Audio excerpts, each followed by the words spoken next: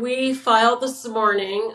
We served the governor with a notice of intent to recall. This is a preliminary element to the total process of recalling someone in office. Simultaneously, we then also filed with the Secretary of State. Now, there's been some rule changes since the last time we did this, whereby instead of having 10 top people to be the petitioners, we now had to come up with a minimum of 325 people to sign the notice of intent in a minimum of 5 counties. We went ahead and filed with over 450 signatories in less than 3 days. Got it up to the lawyer on Friday, and he went over and personally served the governor, then went down to the Secretary of State's office by about 9:30. And we completed day 1 of the process to recall the governor. Well, because his circumstances are much more favorable this time. Some of the reasons are really bad, which is we are now facing a $73 billion, according to the Legislative Analysts Office. They upped it in literally a matter of weeks. And it's just been this list of growing problems with him, all provocated by his desire to become president, which we've always known about him.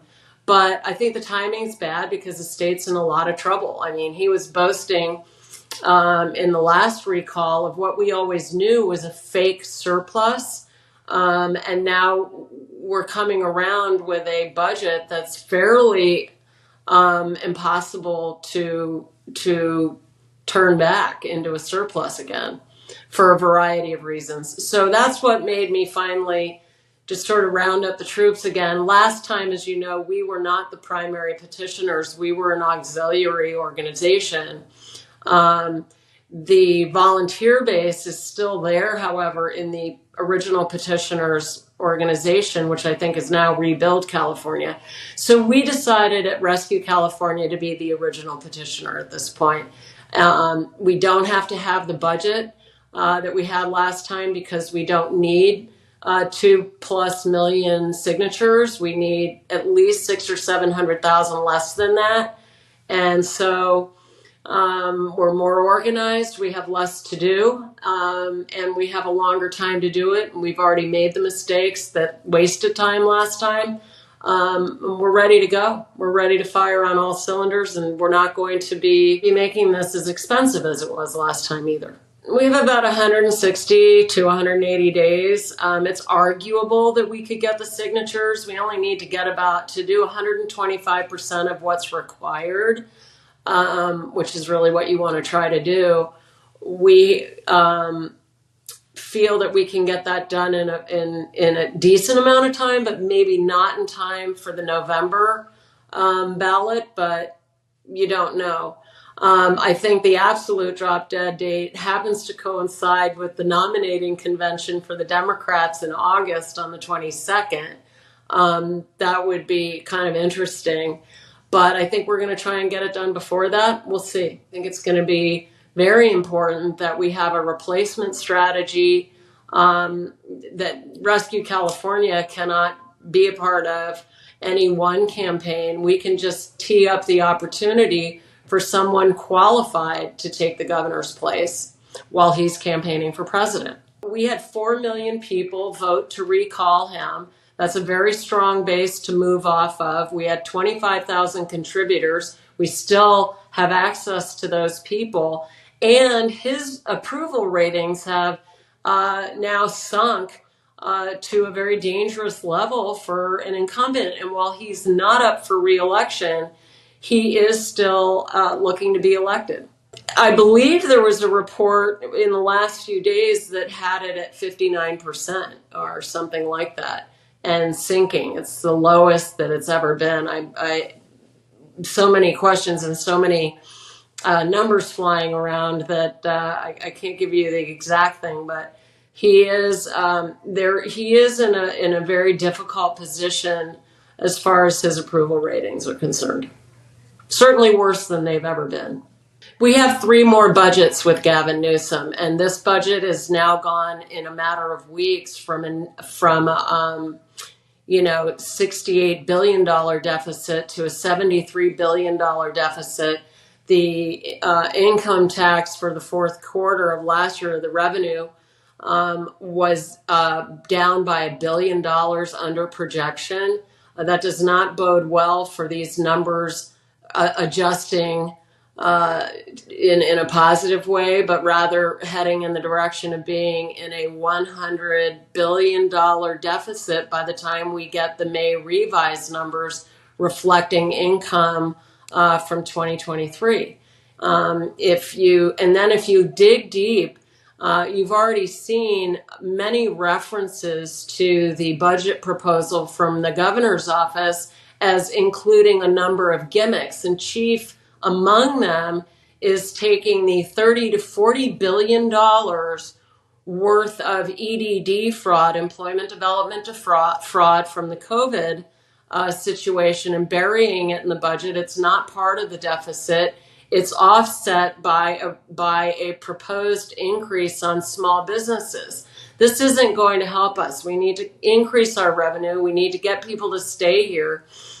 So if you add in the $300 billion that we've received in COVID loans and needing to repay that, you're looking at a potential of close to $500 billion in debt for California. Now, we've also don't have a very good bond rating here, which means that our debt is costing us more money than it costs other states to have a debt, because it is based on your bond rating.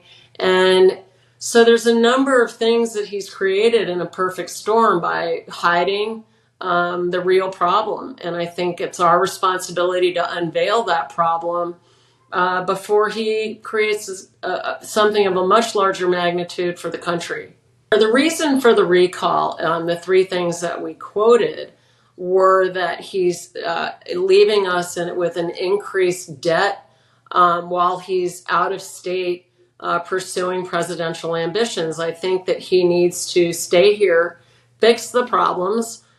He certainly seems to be capable of fixing problems of a very large magnitude, like reopening the 10 freeway in 10 days or cleaning up San Francisco for 3 days, within 3 days. He had executive power for quite some time.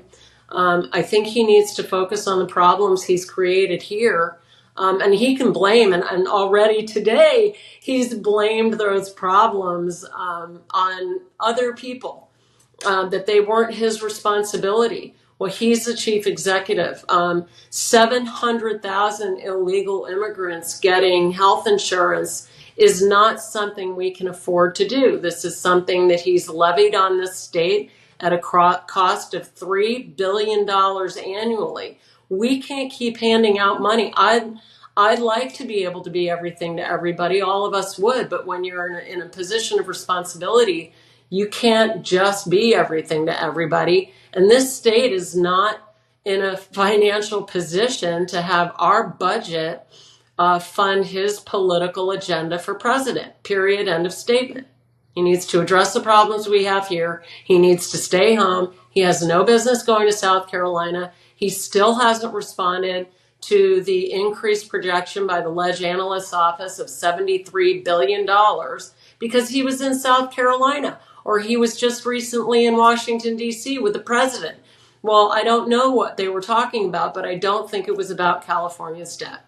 I would like everybody to know that we are at rescuecalifornia.org, not .com. This is a movement of the citizens of this state, and we welcome everybody's involvement. We're going to be circulating petitions here probably as soon as we get approval. We get the governor's response has to be to us in 7 days. The minute he does that, we then put his response into the petition language, submit it again to the Secretary of State's office. We're taking pre-orders for petitions at rescuecalifornia.org. So please go to the website, sign up for petitions, and let's get prepared to hold him accountable for the decisions he's made to put us in this debt situation. If you haven't checked out CaliforniaInsider.com, we highly recommend you do that now because we're going to have a lot of news and videos there. And on top of what we have there right now, we are building a really big platform to cover what's happening in California so you can be informed. We're going to have more shows, more videos from all aspects of life in California. Go to CaliforniaInsider.com and we'll see you there.